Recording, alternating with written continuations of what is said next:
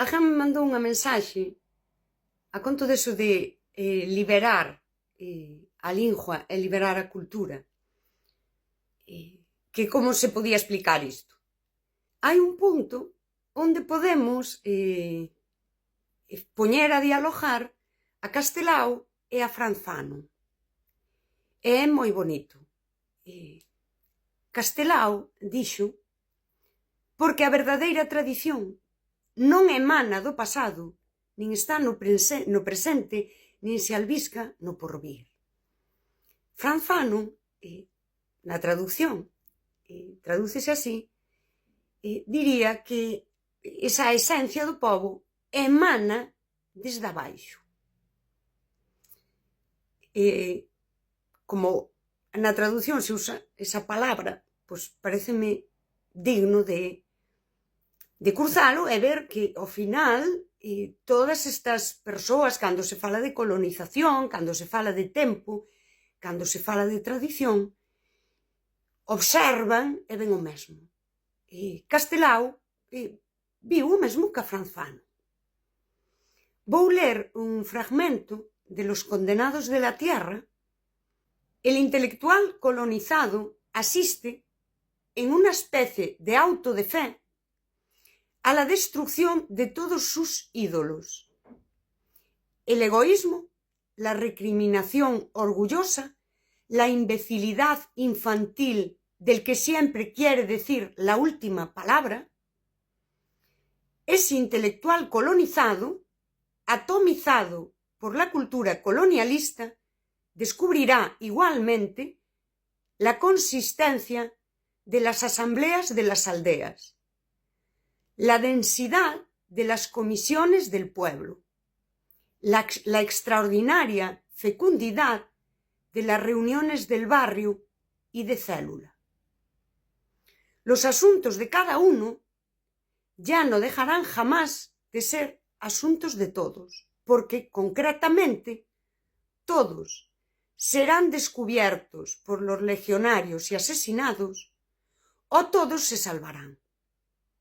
La indiferencia hacia los demás, esa forma atea de la salvación, está prohibida en este contexto.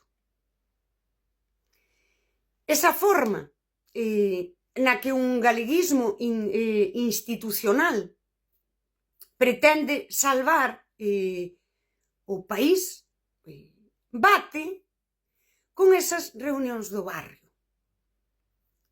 e descubre esa fecundidade.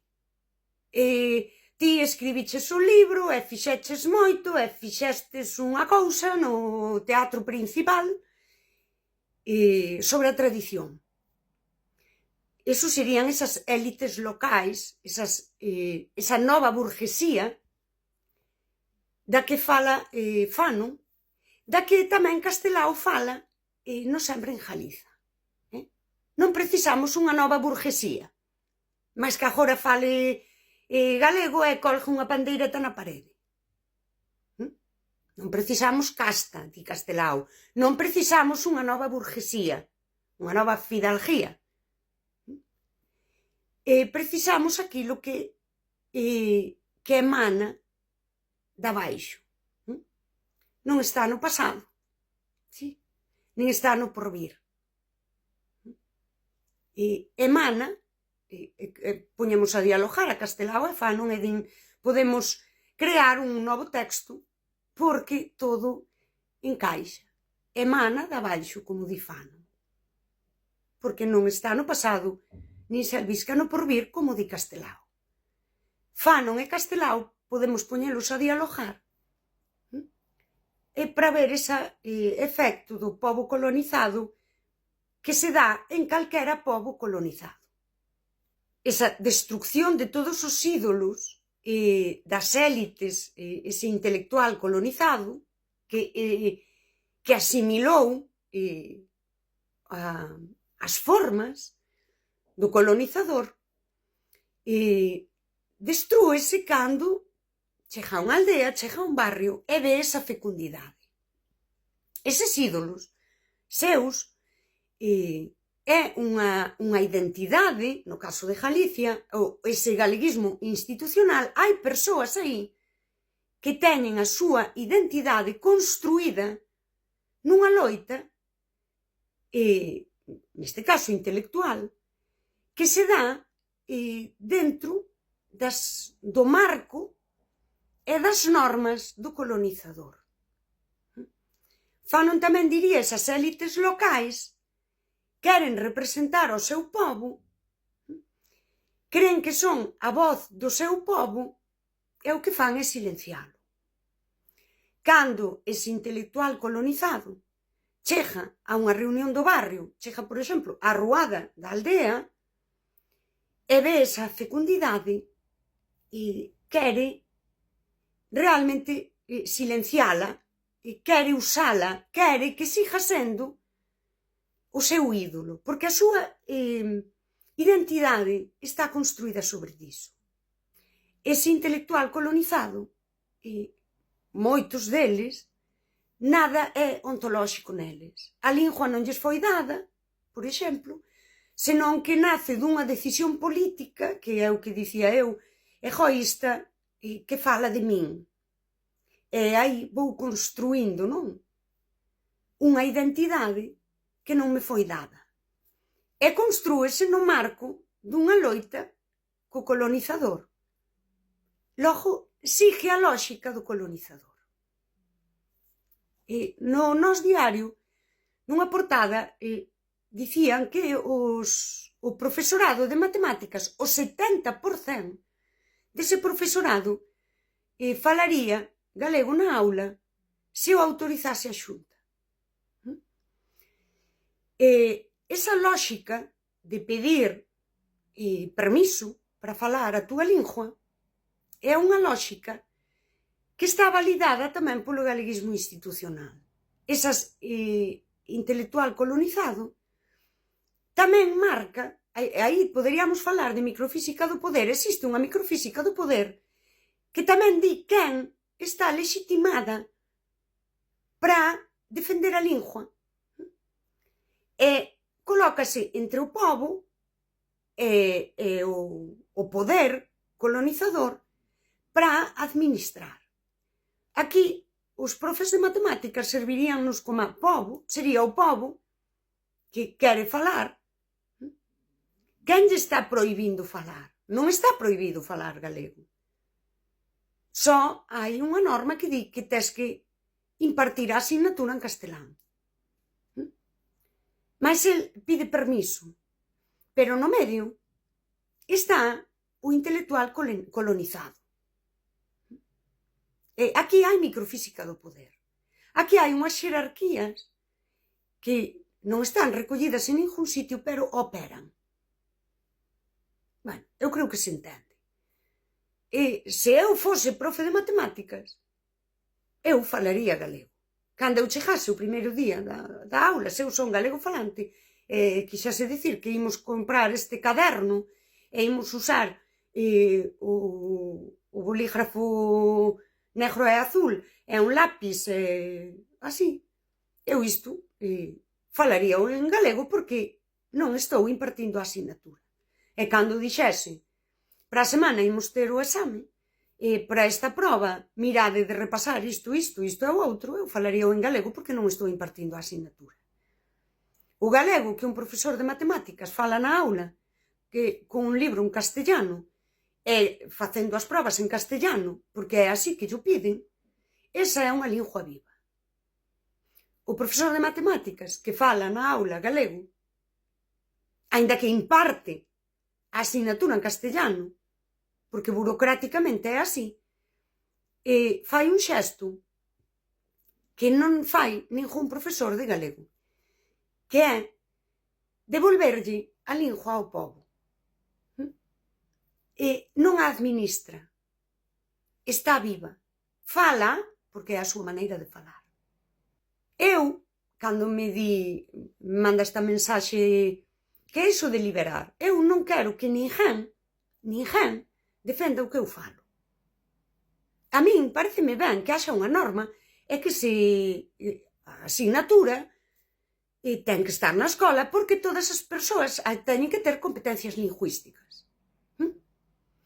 Que a min que haxa galego como asignatura que se imparte, pareceme lóxico, normal, non me parece épico. Non é épico, non é heroico. É o normal que formemos as persoas para ter competencias lingüísticas. Punto. A min, pero cando eu falo, eu non quero que ninguén este administrando o que eu falo. A miña fala é libre. Porque eu vivo nun país onde eu podo falar galego. A min, cando ven un madrileño, eu falo do castellano, porque eu tamén o sei falar. Eu non quero estar todo o tempo explicando que falo e como falo. Falo ca lingua que me foi dada. En min, persoalmente, é ontolóxico. Eu non tiven opción a falar outra lingua. E cando fun á escola, tuve que aprender outra lingua porque vivo nunha comunidade onde hai dúas linguas convivindo. Para min iso é liberar a lingua. É máis, o que eu falo é libre. Non permito que ninguén administre o que eu falo. Eu, se lle quero chamar herdanza, é a herdanza. Pero é a herdanza da miña familia. A min non me dou ninguén. Mas que a miña familia é ontolóxico. Somos así. Somos. A lingua é. En min é. Este é o meu posicionamento fanoniano no que non quero que administren nin uns nin os outros. E non quero nin para ben nin para mal. A min a veces cando me din, que ben falas, que fonética. Mira, que queres agora? Louvar como respiro? Sí. Isto tamén ten esa parte absurda. Cando eses intelectuais colonizados dan con alguén como a min, que hai moitas persoas como a min, que non son nada exclusivo tampouco, onde todo un nós é ontolóxico, e eles están todo o tempo explicando algo que nós non podemos explicar, porque é así, está en nós. É a nosa identidade, pero desa forma ontolóxica, e non esa identidade política de eu estou aquí nunha loita galeguista, e sinten, topan con iso que Fanon describe, que é que todo un nós é tan valioso como neles. E é moito máis fértil. Está vivo. Liberar a cultura, no sentido máis amplo, é non colocarte entre ela e o poder. Para ser ti outro, como a outro chanzo do poder. Iso é liberar a lingua, iso é liberar a cultura. Aquí hai un poder colonizador, aquí hai un pobo, e no medio hai persoas que construíron a súa identidade querendo ser un novo chanzo do poder entre o pobo e o poder colonizador. E esas persoas collen o que para nós é vida e crean símbolos. E nese proceso a nosa cultura tamén morre. Son un chanzo do poder. Creen que son a voz do pobo e o que fan é silenciarnos. Rompen a nosa soberanía, que a nosa soberanía dunha persoa como a min que vive así non se explica, é. E o que fan é calar esa soberanía. Chegan a esas aldeas, a eses sitios, e queren ser intermediarios. E queren ser a voz dun pobo. Mas xa non é unha voz viva. É unha voz pensada para dialogar co colonizador. Logo, xa non fala como a nós.